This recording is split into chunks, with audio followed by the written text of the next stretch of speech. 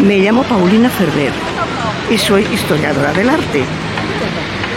Ahora, pues, como puede verse, estoy en Barcelona. Estoy en lo alto del mirador de las Arenas, en la Plaza de España.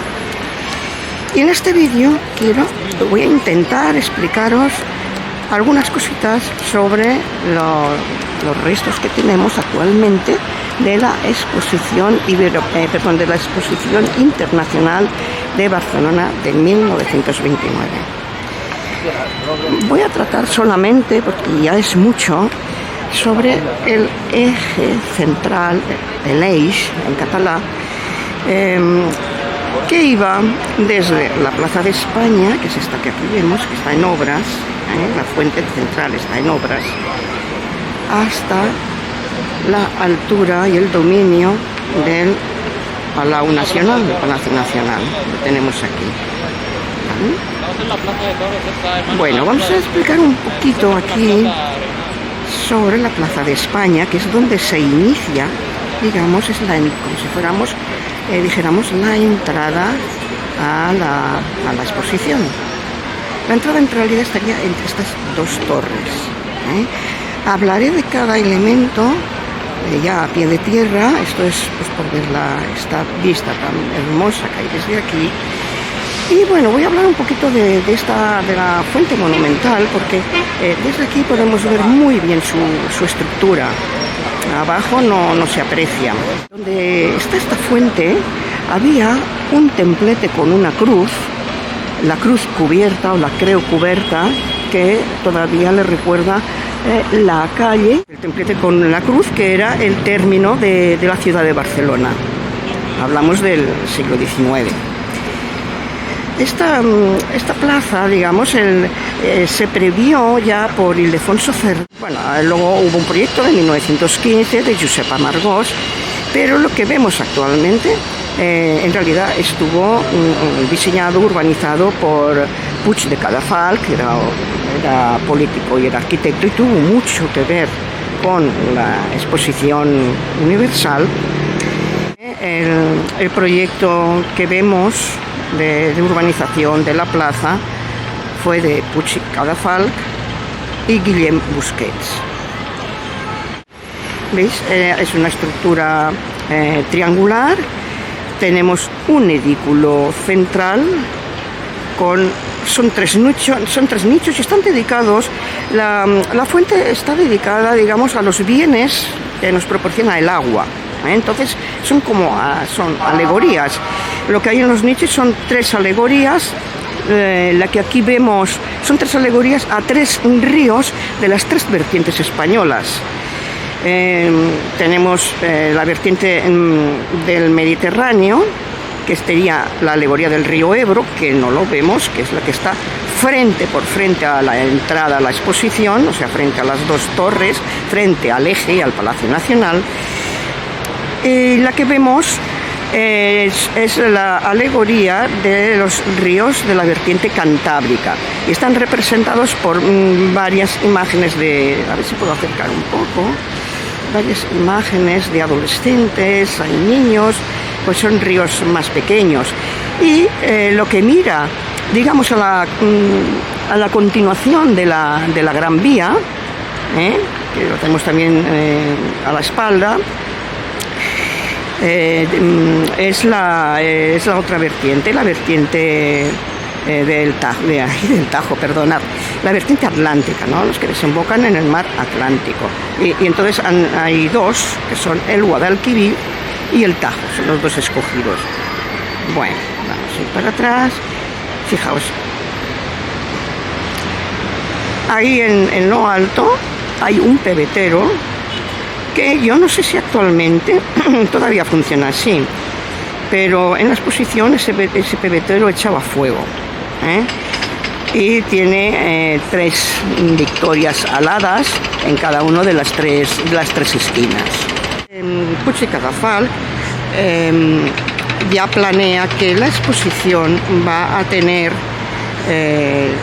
dos tipos de edificios. en el eje, que van a estar los edificios principales, que van a ser los temas amplios que oficialmente se designaron oficialmente para digamos, dar estructura a la exposición, ¿no? ¿De qué temas vamos a hablar? Pues de estos, que iremos viendo. Cada palacio tiene su tema. Se llamaban los palacios. Eran palacios, no eran pabellones. Eran edificios grandes, monumentales, que se colocaron, la mayoría de ellos, en el eje. Hay otros que están más hacia adentro de la montaña, más hacia atrás y a los lados, pero digamos que los principales fueron en el eje. Luego están los pabellones, que eran edificios mucho más pequeños, que cada ciudad, cada país pues presentaba su propio pabellón, de los países que intervinieron en esta exposición, que, ojo, no tiene el título de, como fue la de 1888, de exposición universal. Es una exposición que se llamó internacional y que en principio, ya he dicho, iba a ser una exposición, digamos, industrial, eminentemente industrial y dedicada a la electricidad, que luego pues se desistió. Bueno, hubo muchos cambios en el diseño de la exposición, se desistió y se quiso hacer algo más amplio, ¿no? Y acercarse a lo que es una exposición universal. Y bueno, es que no solo se acercaron, sino que incluso pues llegaron a superar en medios, ¿no? Y en fin, en edificios, en presentación de edificios, en organización, en técnica, en belleza. Llegaron a superar la de 1888, que fue en la Ciudadela. Bueno, pues digamos que el frente del eje de la exposición se flanquea con estas columnatas que vemos aquí, que fueron diseñadas por Puig i Cadafall. Y son unas columnatas clásicas, luego las veremos de cerca, que dicen inspirarse, sí, es muy posible, en la columnata de Bernini del Vaticano. Luego, en el centro, por Robert Raventós, fue el que diseñó estas torres gemelas que, bien, si sabéis un poquito de Venecia, pues es que son una transposición, digamos, desdoblada de las torres de San Marcos de Venecia. Bueno, aquí veremos que la mayoría de estos edificios, de estos palacios, son de tipo clasicista. Y bueno, era la arquitectura quería representar pues esa monumentalidad que ya digo que quería que transmitieran cada palacio de estos, especialmente pues ese clasicismo, ya donde lo vemos en gran magnitud es en el Palacio Nacional, y hablaremos de él. Bueno, enumeraré un poco los palacios que podemos ver desde aquí. Detrás de la columnata, que se tenía que adaptar a la columnata, estaba el palacio dedicado al vestido. A continuación, vamos a ver si le puedo acercar, es que yo veo muy poco aquí. Vamos a ver, porque estoy deslumbrada por la luz. Vamos a ver si puedo. Aquí está. Le continúa. Bueno, diré un poquito las proporciones de los palacios. Eran muy grandes. Este del vestido, que era de los más pequeños, que ya no existe. Está la columnata, pero lo que hay detrás es otra cosa. Es ya unos edificios preparados para la posterior feria de muestras. Hablaremos más de esto cuando estemos a pie de tierra. Es muy interesante. Vamos a ver si... Mira, es que desde aquí se va a ver bastante bien la cúpula de este palacio. Es el palacio muy remodelado.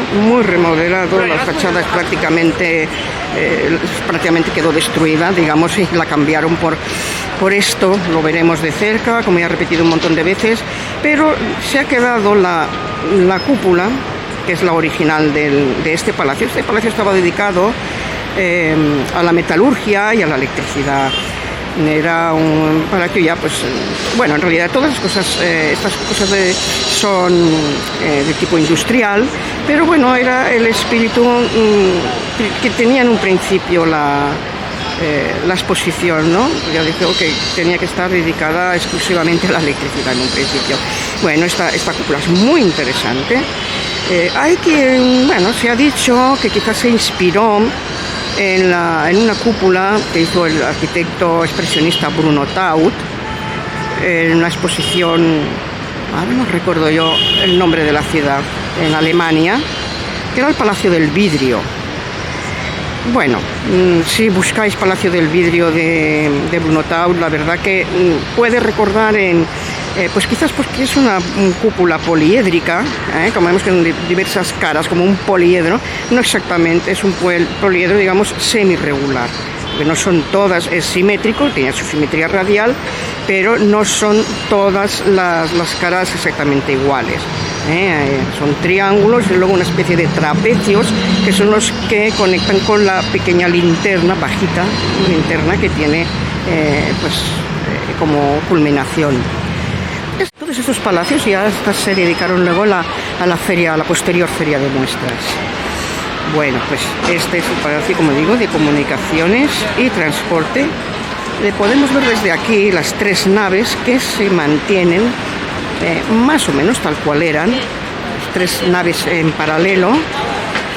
Luego vendría, a continuación de este palacio vendría la Plaza del Universo, que ya lo vamos a ver mejor, que está desgraciadamente fue muy transformada. Estaba en ella el Palacio del Arte Textil, que era verdaderamente una maravilla, y también estaba la Torre de la Luz. Bueno, todo esto desapareció, lo veremos. Había fuentes también que desaparecieron, fuentes también de Carles Buigas. Y bueno, y ahora un elemento aquí, a ver. Bueno, aquí es que lo veo muy mal, pero bueno, sí, creo que sí. Y no puedo acercar más, a ver. Bueno, vemos 4 columnas jónicas, luego las veremos de cerca, de grandísimo tamaño, que fueron polémicas, porque estas columnas no son las que había, son idénticas a las que había. Pero estas columnas, pues, que representan las 4 barras de la señora catalana, no las quiso Primo de Rivera cuando accedió al poder, y las mandó tumbar, las destruyó, y luego pues estuvieron muchos años hasta que se han reconstruido recientemente. Pues ya luego leeremos una placa que hay, ¿no?, explicando, bueno, pues una cuestión de la memoria histórica, y bueno, pues que había que reconstruir estas columnas, y bueno, ya hablaremos un poquito más de ellas. Bueno, subiendo ya por detrás de las columnas, que hasta a ver, está el palacio, están los palacios, los más antiguos, construidos, diseñados por Puig i Cadafalch, que son los palacios de Alfonso XIII, y dedicados, ¿no?, a Alfonso XIII y Victoria Eugenia. Y bueno, y al fondo, presidiéndolo todo, el Palacio Nacional, del que ya hablaré bastante sobre él, que en realidad fue un concurso al que se presentaron 10 proposiciones, y bueno, pues ganó una de ellas, que es la que vemos, y bueno, ya hablaremos sobre este palacio, que tiene, digamos, un efecto escenográfico impresionante sobre el eje, como culminación del eje. Es decir, también, pues bueno, es un palacio, pues, de esa monumentalidad, de volumetría barroca. Nos puede recordar, bueno, las torres que tiene, que no son en realidad torres, ya veremos, porque subiremos a la azotea. Se intentan representar las de Santiago de Compostela. La cúpula intenta, pues, que, bueno, pero es mucho más pequeña, digamos, intenta como basarse en la del Vaticano, o quizá en Catedral de San Pablo de Londres, en fin. El caso es que es una volumetría que, bueno, ahí en esta altura pues nos da un efecto de, pues esto, de monumentalidad, de potencia, y luego, bueno, pues el tamaño es muy amplio, ¿no? Tiene 32.000 metros cuadrados de superficie.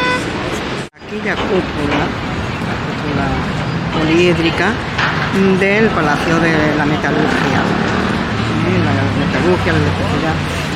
Entonces, bueno, pues ya la he explicado antes, pero bueno, para que veáis esta vista magnífica entre las dos torres venecianas, digamos, ¿no? Las torres venecianas, a veces se les llama así, las torres venecianas, además que daban entrada en el pórtico de la exposición.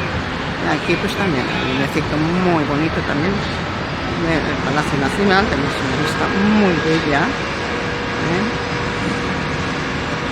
Bueno, diremos, bueno, voy a avanzar ya. El gran salón del Palacio Nacional es, que quizás sea su mayor hito arquitectónico, es, veis, detrás de la cúpula central y entre las cuatro torres, se ve una bóveda que es oval, es una bóveda oval, es la sala oval. Bueno, para decir aquí, pues nada, es que se ve bastante bien este volumen. Que, bueno, voy a decir una anécdota. Sabéis, algunos sabréis que un efecto de luz muy conocido, muy icónico, no me gusta esa palabra, pero bueno, un icono de Barcelona son los 9 reflectores que trazan el cielo, trazadores de cielo, se llama esto técnicamente. Son los 9 trazadores de cielo que parece como que salen desde detrás de la cúpula. En realidad salen desde detrás de esta bóveda, del estrados de esta bóveda. Y es que la anécdota es que cuando los estaban poniendo no había manera de ocultarlos, o sea, de una manera o de otra se veía directamente la luz directa, y lo que hay que ver es el reflejo en el cielo, ¿no? Y debajo, el comienzo del reflejo en el cielo, pues se veía desde todas partes y no sabían cómo colocarlos porque los ponían justamente detrás de la cúpula central. Pero ya se les ocurrió ocultarlos detrás de este volumen que se levanta de la bóveda del palacio del Salón Oval. Entonces quedaron perfectamente ocultos, y es pues nada, como que si nacieran de la misma arquitectura del palacio, nacieran esos 9 rayos de luz al cielo.